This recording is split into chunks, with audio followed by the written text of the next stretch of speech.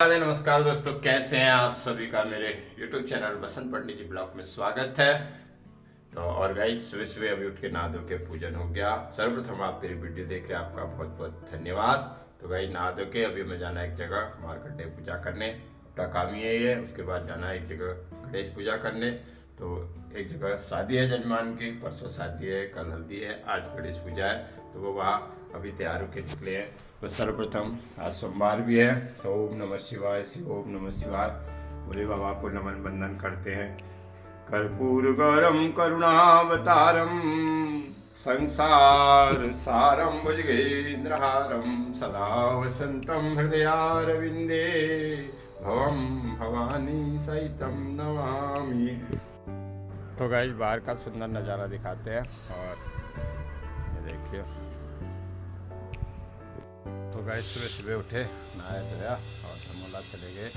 वहाँ उपाध्याय जी के बच्चे का जन्मवार था, मार्कंडे पूजा की। और अब जा रहे हैं नया गांव को, और वहाँ कल हल्दी है, परसों शादी है जजमान के, हमारे जजमान के लड़के की हल्दी शादी है। तो अभी बस वहीं को जा रहे हैं। आज गणेश पूजा है, तैयार होकर वहीं को निकल रहे हैं। ओम सुमुखस्य दन्तस्य कपिलो वचकर्णकलम्बोदरस्य विघ्नो विघ्नासु विनायको धूम्रकेतु गणाध्यक्षो भालचंद्रो गजाननः ओम गणपतये नमः। तो गाइस, हमारे कुंदन चौपाल जी का विवाह है परसों को, कल हल्दी है। तो आज शुरुआत हो रही गणेश पूजा की। तो इनके द्वारा गणेश में आज सोमवार है, शुक्रवार है, तो दुर्वा गणेश जी में चढ़ाया जा रहा है। और इनको शुरुआत की अभी ढेर सारी शुभकामनाएं, बधाई। और गणेश जी सारे विघ्नों को हरे। ओम गणपति नमः। गणपति न दो हाथों से सब चढ़ा दो। कांडात कांडास गणेश जी के ऊपर, कांडात कांडा दुर्वा प्रतीन सतीन च ओम गणपतये सदा ओम चंद्रादित्यो धरणि विदधि त्वमेव सर्वज्योतिराराज्ञी गणपतये। गणेश पूजा करके घर में आ चुके हैं और बस अब घर का ही, घर में ही थोड़ी काम करेंगे अपना। घूम फिर के पूजा पाठ करके अब घर का काम करते हैं। और आज कविता गई है हल्द्वानी हमारे जीतू जी का कथा, तो वहाँ गई है। और मुझे बनानी है दाल चावल, और दाल करती है देखिए। और अब इसके बाद दाल को तड़का लगाते हैं, फिर चावल बनाता हूँ। दोपहर का भोजन मेरे को तैयार करना है। ये देखिए, हमारे यहाँ ना पहाड़ी नींबू कितना बड़ा हो रखा है, देखिए ये बहुत बड़ा पहाड़ी नींबू है। तो हमारे माता जी ने पेड़ लगा रखा है नींबू का, तो उसमें रखा सुबह सुबह दे गई पहाड़ी नींबू। ये देखिए बहुत बड़ा है, ये देखिए इतना बड़ा मेरा हाथ है, उससे हाथ में भी नहीं आ रहा है। तो भाई, दाल में लग रहा तड़का, आज मैं बना रहा हूँ खाना है देखिए। और बढ़िया दाल तैयार हो गई मेरी।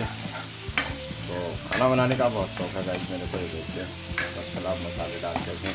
तो दाल इसमें है, अब इसमें तड़का लगेगा दाल का। तो गाइस, हमारी दाल होगी तैयार, ये देखिए। और अभी इसमें हरा धनिया भी डाल दिया है। हरा मलका की दाल तैयार हो गई। और ये रखे हैं चावल अभी बन रहे हैं। दोपहर का भोजन हो रहा था, उसके बाद फिर खाना खाएंगे। अभी रसोई में आज खाना बनाने की ड्यूटी लगी है। शाम के 4:30 बजे अभी, और अपनी छत पर बैठे हुए हैं। और साथ में बैठा है मोती धूप सेक रहा। तो गाइस आपको दिखाते हैं। हमारे यहाँ बहुत सी आयुर्वेदिक औषधियाँ होती है, हम पहचान नहीं पाते हैं। लेकिन एक ऐसी आयुर्वेदिक औषधि है, मैं बताता हूँ। ये देखिए, ये धूप में सुखा रखा, ये है सैजल, इसको बोलते हैं। सैजल जो है, ये सैजल है, इसको हमने अभी धूप में सुखा दिया। सैजल जो है बहुत औषधि के काम आता है, काफ़ी मतलब जैसे कैस्ट्रॉल कम करता है और लीवर सही रखता है, शुगर में भी अच्छा होता है। तो इसके पत्ते हमने धूप में डाल रखे हैं देखिए सैजल के। और काफ़ी आयुर्वेदिक औषधि है सैजल भी। ऐसी बहुत सी आयुर्वेदिक औषधियाँ हैं जिनका वो उपयोग करें तो स्वस्थ रह सकते हैं। तो अभी हमने भी सैजल के पत्तियाँ धूप में डाली है, और इसका पाउडर भी बाज़ार में मिलता है। तो दो पत्ते सुबह शाम आप चबा लो, या इसका पाउडर थोड़ी ले लो, आप स्वस्थ रहेंगे। तो ऐसी ब्लॉग से हम जानकारियाँ भी देते रहते हैं गाइस। बहुत सी आयुर्वेदिक औषधियाँ हमारे आसपास ही होती है, जैसे नीम हो गया, सजल हो गया, तुलसी हो गया, ऐसे बहुत से हैं, मतलब काफ़ी नाम हो जाते हैं। तो हम पता भी होता है, सभी को जानकारी होती है, लेकिन हम कर नहीं पाते हैं। उसका कारण ये होता है आलस्य में आ जाता है और हम बाज़ार से मोटी रकम देके उस चीज़ को बाज़ार से ख़रीद लेते हैं, लेकिन मेहनत करना नहीं जानते। अगर हम आयुर्वेद की अगर ध्यान दें, छोटी छोटी बीमारियां हमारी वैसी ठीक हो सकती है। तो हमारे अंदर, हम सबके अंदर, मैं अपनी बात कह रहा हूँ, काफ़ी आलस्य आ चुका है। तो हम ये आसपास जो हमारी जितनी भी आयुर्वेदिक औषधियाँ उनकी ओर ध्यान नहीं देते हैं। तो ऐसे में बहुत से, जैसे सजल है, बहुत अच्छी चीज़ है। तो नीम के पत्ते हैं, काफ़ी उसका अगर हम जानकारी लेके उपयोग करें तो काफ़ी हमें फ़ायदा हो सकता है। बस ऐसे अपनी भी आज ये सजल के पत्ते धूप में डालें और इसका बनाएंगे हम पाउडर। तो गाइस जब हम इनको मिक्सी में पीसेंगे सजल के पत्तों को, और इसका पाउडर हो जाएगा। और थोड़ी बहुत, तो गाइस ये देखिए सजल के पत्ते अभी मिक्सी में पीसेंगे, अभी पाउडर बनेगा, फिर आपको दिखाएंगे। गाइस ये तैयार हो गया सजल का पाउडर। आप इसको एक एक चुटकी सुबह शाम ले सकते हैं, काफ़ी फायदेमंद रहता है। तो गाइस अभी जरा चाय पी रहे हैं, और चाय पी के फिर जाएंगे थोड़ी घूमने के लिए, इवनिंग वॉक को। चाय पी लेते हैं जरा, अभी शाम के 5:30 बजे हैं।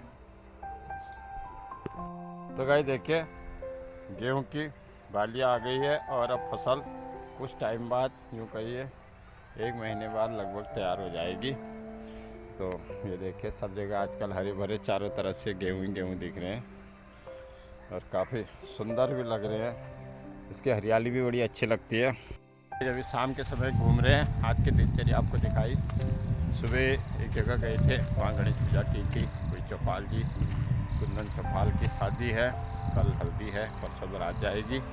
तो इस दिन में घर आए, और आज हमारे मैडम जी, हमारी श्रीमती जी गई है कथा में हमारी जेपी जी के यहाँ, तो खाना बनाया। फिर दिन में थोड़ी देर आराम किया, और शाम के समय भी इवनिंग वॉक को जा रहे हैं। और गाइस बस इवनिंग वॉक जाके वही कुछ धार्मिक चर्चा। तो अभी बहरहाल शाम को घूमते हैं, थोड़ी देर घूमेंगे, रोज ही आपको दिखाते हैं। आपको चारों तरफ हरियाली हरियाली लग रही है। सामने भोले बाबा का मंदिर है, आज सोमवार भी है। ओम नमः शिवाय, शिव ओम नमः शिवाय। तो घूमते घूमते भोले बाबा को प्रणाम वंदन करते हैं। भोलेनाथ सबका भला करना। अब आ रहे हैं मंदिर में, और शाम के समय घूम के आए, चाय पी, और अब जरा थोड़ी देर संध्याकालीन पूजन हो जाता। तो गाइस आज सोमवार भी है। सबसे पहले भोले बाबा की वंदना करते हैं। नमः पार्वती पते हर हर हर महादेव। हे भोलेनाथ सब पर दया करना, कृपा करना। वंदे देवमापतिं सुरगुरुं, वंदे जगत्कारणं, वंदे पन्नगभूषणं रघुधरं, वंदे पशूनां पतिं, वंदे सूर्यशशाङ्कवर्णनयनं, वंदे मुकुन्दप्रिया, वंदे भक्तजनाश्रयं वरदं, वंदे शिवशंकरं। नमः पार्वती पते हर हर हर महादेव। जो अपनी दिनचर्या है वही दिखाना है, मेरा उद्देश्य वही है। हम जब पूजन करते हैं तो पूजन दिखाते हैं, मंदिर दिखाते हैं, जहाँ भोजन करते हैं वो भी दिखाते हैं। क्योंकि ऐसा है, बनावटी ब्लॉग में कुछ भी नहीं है, कुछ बना के नहीं दिखाना है। जो मेरी दिनचर्या है वही मैं अपने ब्लॉग में दिखाता हूँ, और आप सब देख रहे हैं। तो हालांकि बहुत बार मैं इसमें जो है टॉन्ट जो होते हैं, बहुत से लोगों के टॉन्ट भी सुनता हूँ कि आप ये भी दिखा देते हो, वो भी दिखा देते हो। मुझे कोई फ़र्क नहीं पड़ता, बस जो वीडियो देख रहे हैं उनका बहुत बहुत धन्यवाद। तो फिर अब जरा थोड़ी देर रामायण की भी चर्चा हो जाए। मेरी रामायण अभी चल रही है, थोड़ी थोड़ी लास्ट में सुना देते हैं, प्रभु का नाम हो जाता है गाइस। तो गाइस आज की दिनचर्या आपको दिखा दी, और एक छोटा सा भजन आपको सुनाते हैं। मंदिर में रहते हो भगवन, कभी बाहर भी आया जाया करो।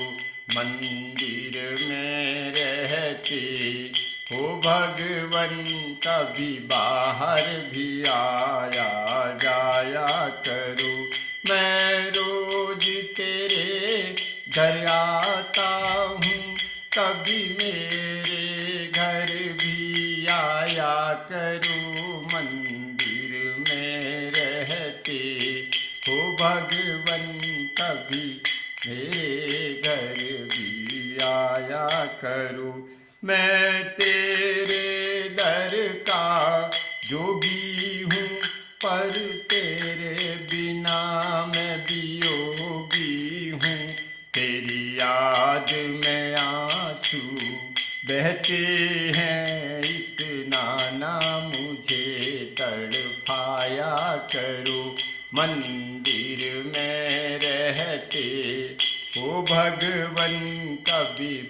बाहर भी आया जाया करो।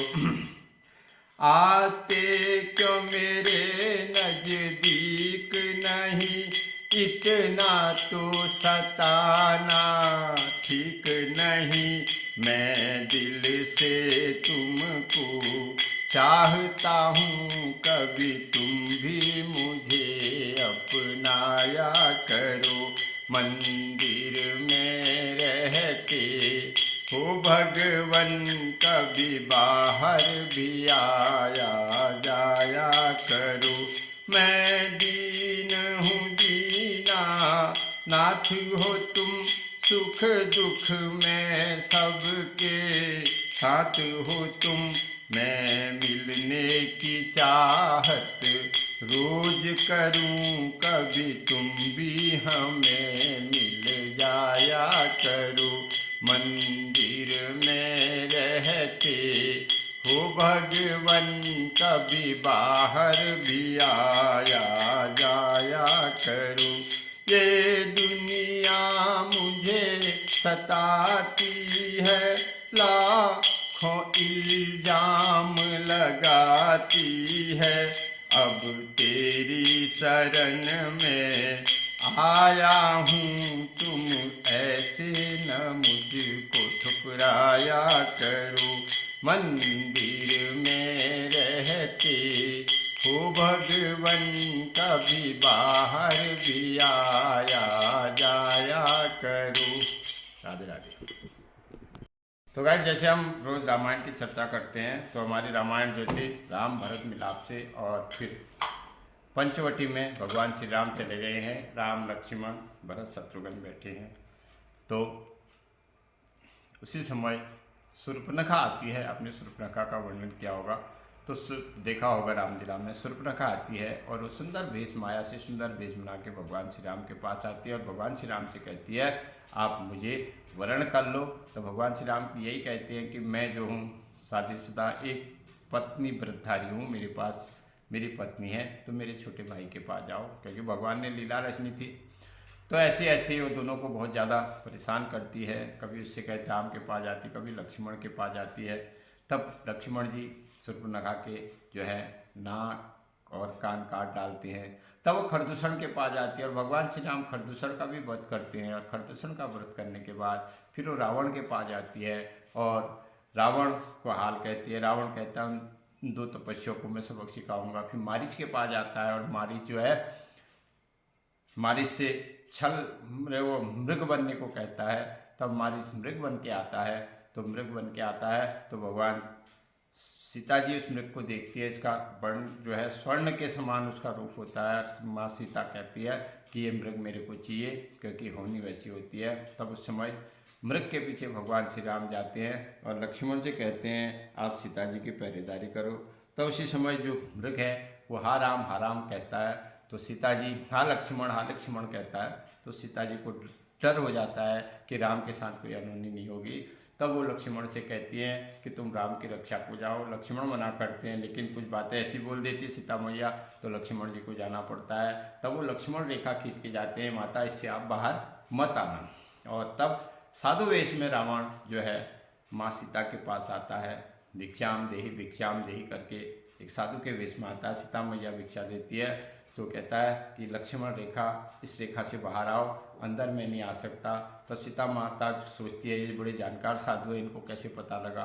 तो बाहर आती है तो रावण जो है सीता मैया का हरण कर लेता है और पुष्पक अपने विमान में बैठाल के ले जाता है। तो उसके बाद जटायु वध होता है और जटायु वध होने के बाद रावण सीता मैया को ले जाता है। जटायु बीच में आता है और सीता मैया की रक्षा करने के लिए, लेकिन रावण उसके जटायु के पंख काट देते हैं। उधर जब राम को पता लगता है लक्ष्मण आ गए, तो अनहोनी की आशंका से दोनों पंचवटी में जाते हैं और सीता मैया को न देखकर बड़े दुखी होते हैं। इसे आगे कल सुनाएंगे। श्री राम जय राम, जय जय राम, राधे श्याम।